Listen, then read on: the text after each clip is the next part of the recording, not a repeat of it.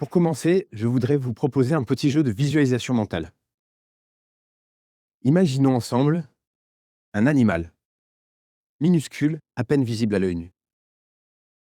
Il aurait une sorte de carapace solide, il serait capable de se cloner lui-même et il vivrait en colonie. Ces colonies pourraient avoir différentes formes, sphériques, branchues, aplaties, c'est vous qui décidez. Vous pouvez aussi lui donner la couleur que vous voulez, bleu, vert, rose, jaune, même fluorescent. Allons encore plus loin dans l'imaginaire. Ces colonies seraient capables de prospérer dans des zones désertiques. Elles grossiraient, mais ne vieilliraient pas. Elles seraient immortelles. Et ensemble, elles seraient capables de construire des structures plus importantes que la Grande Muraille de Chine et les pyramides réunies. Maintenant, vous avez peut-être une image en tête. Souvent, la réalité dépasse la fiction. Cet animal existe vraiment. Certains d'entre vous l'ont peut-être reconnu. Il s'agit du corail. Pour vous le présenter, je voulais vous emmener avec moi dans un lieu unique que j'ai côtoyé pendant plusieurs années. Ce lieu se situe entre l'océan Indien et l'océan Pacifique, en Indonésie. Plus précisément, au nord-ouest de l'île de Flores, proche du parc national de Komodo. Je vous présente l'île d'Atamin, Pulau Burung en langue indonésienne, qui signifie l'île aux oiseaux. Elle mesure à peine 100 mètres de long et elle est totalement enrobée de corail. C'est une petite île volcanique qui est sortie de l'eau il y a environ 4 millions d'années, ce qui est très jeune comparé aux atolls volcaniques du Pacifique bien plus anciens, mais très vieux à l'échelle de l'espèce humaine qui existe depuis environ 300 000 ans seulement. Depuis son apparition, l'île d'Atamin s'enfonce sous son poids et elle laisse place à un immense plateau corallien qui grandit inexorablement vers le soleil. Ici, c'est le règne du corail depuis des millions d'années. À proximité de l'île d'Atamin se situe l'île de Seraya-Bessar et son petit village de pêcheurs de 800 habitants. Ce village est composé d'anciens nomades des mers, des Badjo qui se sont sédentarisés ici. Ces personnes sont directement liées à l'île d'Atamin qui est située sur leur territoire de pêche. Ce qui m'a emmené là-bas, c'est mon métier de biologiste marin. Au départ, l'objectif était d'aider les habitants à mettre en place un programme de protection du corail sur l'île d'Atamin. Mais ça ne s'est pas tout à fait passé comme ça. Pour comprendre le lien entre les habitants et le corail, j'ai partagé le quotidien du village et je l'ai documenté grâce à la photographie. Voici Komang, pêcheur mais aussi mon guide dans nos expéditions en mer. Avant le lever du soleil, nous embarquons sur son petit bateau de fabrication locale, un Ketingting, direction le récif corallien, où nous rejoignons les autres pêcheurs. Et la pêche débute.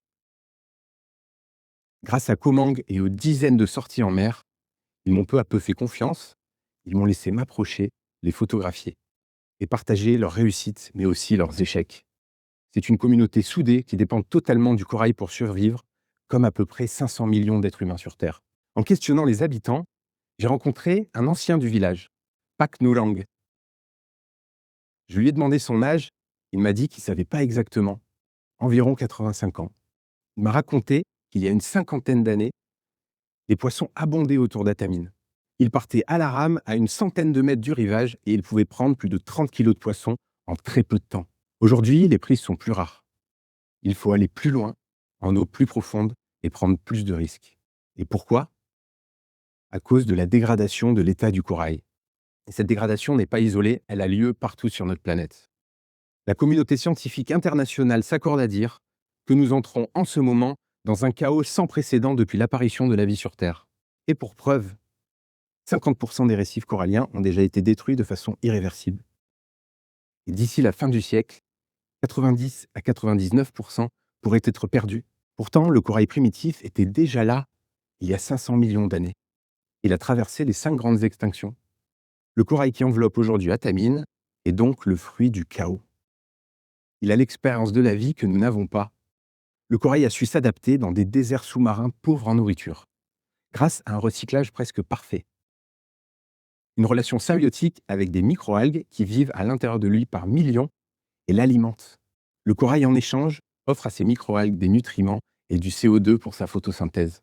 Aujourd'hui, les récifs coralliens occupent moins de 0,1% de la surface des océans. Alors pourquoi se préoccuper de si peu ? Eh bien, il se trouve que ces 0,1% abrite plus d'un quart de toutes les espèces marines connues à nos jours. Ça signifie que le corail a la capacité de concentrer et de favoriser la vie. Nous avons plus de liens avec le corail que nous le pensons.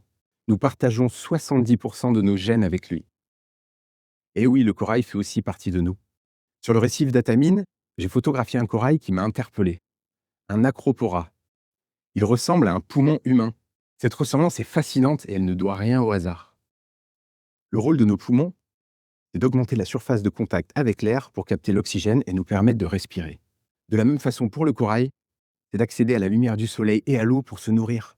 Depuis des millions d'années, l'évolution réutilise les mêmes inventions qui fonctionnent. C'est cette observation qui m'a emmené vers une réflexion plus profonde et une prise de conscience. C'est là que j'ai remis en question ma vision classique de la protection du vivant. Cette même vision qui m'a emmené sur Atamine pour protéger le corail. À travers Komang et les habitants du village de Seraya Bessar, j'ai ressenti la grande fragilité de l'humain face au dérèglement en cours, mais aussi sa robustesse. J'étais au départ parti pour transmettre mes connaissances et je me suis vite rendu compte que c'est l'inverse qui s'est produit. C'est du corail que j'ai le plus appris. L'adaptabilité, la coopération, la lenteur. Voici quelques exemples fascinants. Tout d'abord, le corail prône l'adaptabilité. Sur le récif d'Atamine, 2 colonies d'une même espèce à 2 endroits différents pourront développer 2 architectures différentes, chacune d'elles étant adaptée aux conditions locales du milieu extérieur. Par exemple, la force des courants ou la profondeur. Ensuite, le corail encourage la coopération. Ces colonies sont dotées d'une véritable intelligence collective. Si un individu est agressé, il enverra un message nerveux à toute la colonie pour les prévenir du danger. Et instantanément, tous les individus vont se rétracter dans leur squelette calcaire pour se mettre à l'abri. Et enfin, le corail nous fait l'éloge de la lenteur. Le récif d'Atamine a mis des centaines de milliers d'années à se construire. Les squelettes calcaires que les anciennes colonies laissent derrière elles servent de support pour que de nouvelles colonies puissent se fixer solidement et continuent à faire grandir le récif. Et finalement, les structures calcaires que le corail construit sont les seules constructions animales que l'on peut observer depuis l'espace.